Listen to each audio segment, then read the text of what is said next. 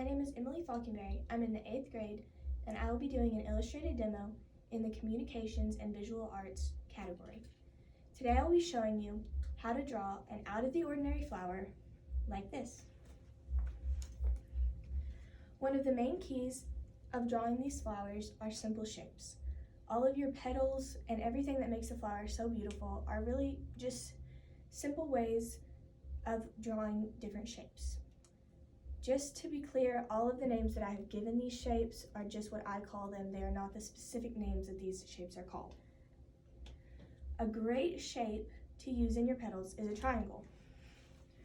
The triangle is an easy shape to start off with because it is easy to build off of. When you're drawing these big flowers, most of the time you are making them multiple rows of petals, and the triangle is just a clean, easy way to do this. Another shape that I use for petals is what I call the Hershey's Kiss. This is a more rounded shape which can give you very more delicate flowers. There are two types of these that I use. One like I've just drawn, which is more circular, and another that is a little bit more curved. It is wider and takes up more space, meaning you wouldn't have to use as many of them. Another shape I like to use is what I call the dolphin fin. The dolphin fin is one of the ones I use less often because it is harder to build off of, but it looks great around the outer edges. All of these shapes so far have been easier, and they're really just, this is one kind. But the last shape I'm going to show you is a dome. I use the domes in almost all of my flowers when I draw them. There are 3 different types of domes. The first dome is the skinny dome. The skinny dome doesn't take up as much room and is more of an oval shape. This meaning it's harder to build off of and you have to draw a whole lot of them, but they make your flower expand out more. The second dome is just a normal dome. I like to use this one a lot, but when I use it, I kind of point the top, just so it's a little more triangular and you can make stuff come out of it. The last type of dome is what I call the big dome. I call it that because I usually use it as the ending product, and I usually make it a little bit bigger. This dome I use for finishing or starting. When you start it, you don't get to use as much, and that means that your flower is not going to have as many petals, but your flower will look a whole lot bigger. So now that we've talked about the types of petals, I'm going to tell you kind of how I use them. I've already said where I use them, but I'm going to tell you why. The triangle is good for starting because it is easy to build off, which I've already said, but the rest of them can be difficult when placing them. Your Hershey's Kiss are easy to start off with and are easy to use in any place, but I wouldn't finish with them because they leave sort of a pointed end. And if you want your flower to look nice and clean, you don't really want a pointed end. The dolphin fin I don't ever use as starting or in the middle because it is very hard to build off of because of its curved shape, which means that if I'm trying to build off of 2 that are both curved, it makes it really not look nice and it's very difficult. The domes, if I'm using the skinny dome, I would probably use it to start off with because when you use it to end, you're left with a whole bunch of different points coming out and it doesn't look very nice. But if I'm using the big dome, like I did in this flower, you can see it gives it more of a finished touch and it looks a whole lot nicer compared to the skinny domes in between the petals. The middle dome I can use anywhere and I can use with any of my flowers almost, and like I said earlier, I use it in most of my flowers. So now that we're finished with petals, let's talk about the other key. The other key to drawing these flowers is being able to adapt. I can almost promise you that you will never draw the same flower twice if you're not exactly copying it. Your flower petals usually turn out in different shapes, sizes, and some can be a little bit more round than others, but that's okay. Sometimes you get more of a finished look and sometimes you don't. But adapting is a very important thing when it comes to these, because if you mess up, you can usually find another way to fix it. These petals are very easy to draw, and it's very stress relieving because you can sit and draw, and no matter what you make, it's still going to be big and it's still going to be beautiful. These flowers are a great way to give out some personality and show yourself in your drawings. So now that we've talked about the keys, let's give an example. Just a reminder, these flowers are completely your own. You don't have to do them exactly like I do, and I try not to do the same flower twice. So anytime you start off, you're going to start off with a simple circle. Now, your circle does not have to be completely round. As you can see, mine is a little wavy and it's not a perfect circle, but it'll still work. So next you want to pick your starting petal. I'm going to use the triangle as my starter because you use more of them and they're very easy to build off of, like I said earlier. So what you're going to do is you're going to draw your triangles, however big you want them, all the way around your flower.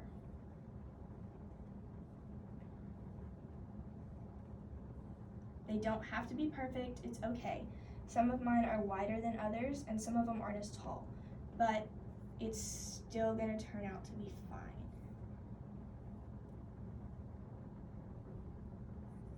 So now that I've finished with my first row, it's time to move on to the second row. Just because the triangles are so small and I want them to be noticeable, I'm going to do another row of them. Anytime you add another row, you want to put your petals of the next row in between the petals on the row before, meaning I'm going to take my next triangle and put it right in between two of my other triangles like this. This makes it look more realistic, and if you do the other way, it just doesn't look right. So as I'm adding my other petals, they still don't have to be perfect, and I'm just building off of the sides of my other petals. And it's okay to mess up. These are super simple, and when you do them with a pencil, nobody's really going to notice. So see, there I already have what's turning out to be a great flower. So next, I'm going to do my Hershey's Kiss. Now, some of these flowers you want to do different shapes, and some of them you can keep the same. If I wanted to, I could keep this triangle flower and just keep adding rows of triangles, and it would still be big and it would still look good. But I'm going to show you using different petals. So I'm going to use a rounded Hershey's Kiss as my next row. So I have to look at my last row, which is right here, and place my Hershey's Kiss on top of them. Now, when you build off of things, they're not really going to have a bottom. So they'll look more like these, which I didn't go on the bottom, and not like these, because you're building off. So I'm going to start with my Hershey's Kisses.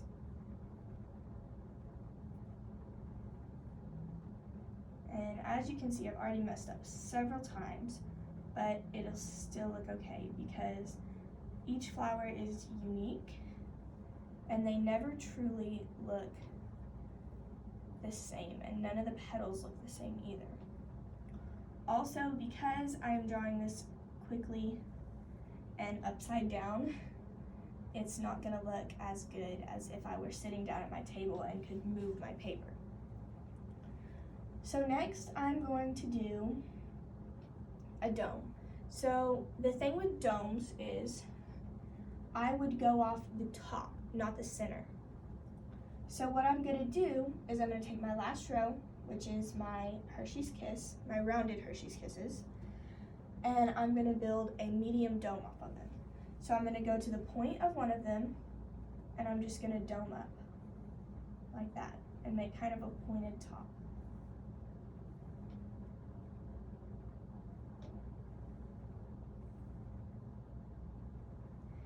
And it's okay for your domes to be different sizes. When your petals are different sizes, some of them are going to come out bigger than others, but it'll still look good and it'll still be presentable.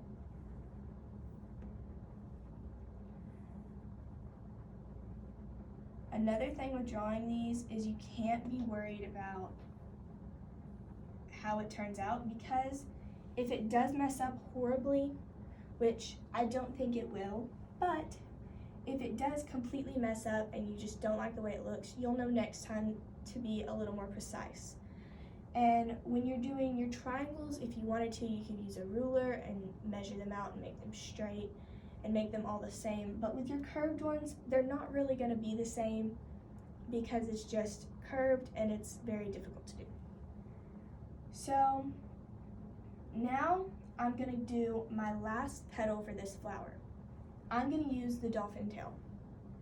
So how I do this is I go from the point of my things, just like I do with my domes. So I go from the point and I curve up, and when I go to do this one, I curve in. See how it kind of looks like the fin of a dolphin? That's why I call it that. So I'm just going to go all the way around and do my dolphin fins. Now, some of them are going to be bigger, just like everything else. I'm already messing up, but it's okay. And you can always rearrange how big they are. So I'm just going to keep taking it out and then bringing it in. I'm going to take it out and curve it in. I'm almost finished. The dolphin tail, or the dolphin fin, is also a great finishing touch because it makes your flowers so much bigger and so much more eye-catching. Because when I look at this, if I look at the point, I want to follow the edges and I'm going to look at the whole thing. So it's very eye-catching and it makes my eyes move over the entire flower. So now that I'm finished with my flower, sometimes you want to add a little flair. Now, of course, it would be fine if I left it just like this. It would still look great. But I want to make it bigger and I want to make it even better. So I'm going to add some vines and maybe a stem. Vines and a stem are great things to add to make your flowers seem more realistic and make them seem bigger. So I'm going to add my stem. So I'm going to bring it from the bottom. So I'm going to bring mine from right here because it's the point closest to the bottom. And if I brought it from over here, I'd have to curve it and make it like that. So I'm going to bring it from right here. So I'm just going to draw a line from right there and kind of wave it down. And I'm going to make another line a little bit across. Sometimes you can do like the width of your pinky. It's just kind of however you want it. I don't like to make them too big because then it looks unproportionate to your flower. So I find that with big flowers like this, a pinky width is fine. Now on this flower, obviously it's a little smaller than a pinky width because this flower isn't as big. So I'm going to draw my other line and just kind of make it correspond with my other line. And it did get kind of bigger, but that's okay. And when you get to the bottom like this, if you're not at the bottom of your paper, you can add a little swirly down there to make it kind of look like grass. And you can make it come up and kind of look like grass around your flower. Now I want to make my stem a little bit more detailed instead of just a stem. So adding little thorns makes it look great. So I'm going to do them just like I did my dolphin fin. I'm going to come up and then go back down. And I'm going to go up and go back down. Now, with your thorns, I find that in anything you're doing, odds are better than evens. So instead of doing 2, I'm going to do 3. So now that my thorns are finished, I'm going to do some vines. So how I do my vines is in different pictures, you'll do them differently. I have done pictures where I've done little vines, or little flowers, and I did them hanging from vines. If you were going to do that, you would do a vine, and then you would put your circle and build your flower off of that. But obviously I can't do that with this because I built it like this. So I would build my flower around my stem.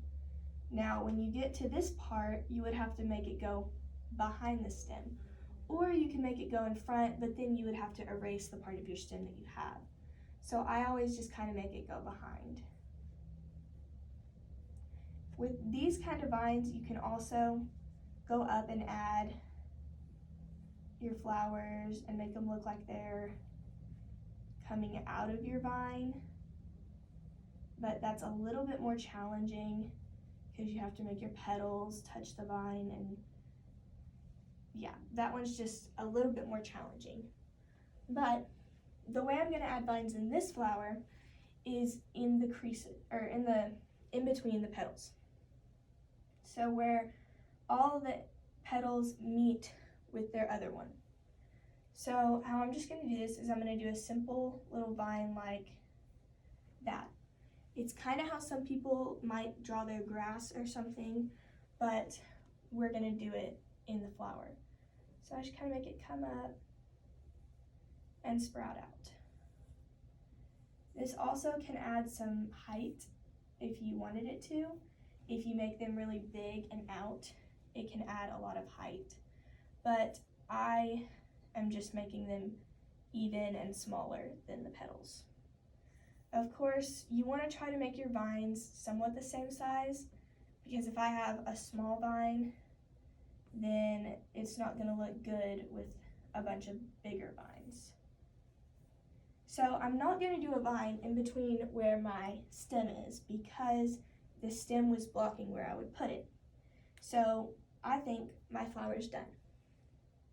Now, you can do your flowers differently than mine, and I would suggest that you do because you don't want to do yours the same as other people. Because these flowers especially give off a lot of personality. Like if you're maybe more quiet, your flower might not be as big. But if you're a louder person, your flower can be as big as you want it. These flowers are very easy to do, and they're not time consuming at all. You can sit down and draw them and then pick up whenever you want. I seriously hope that you enjoyed my video and that you consider doing these flowers in the future. As you can see, I came out with a very great product, and I'm very proud of what I've done in just a short amount of time. Imagine what I could have done if I sat down and really focused on it. So thank you for watching my video. I hope you consider trying this style of drawing and really just express yourself. Bye!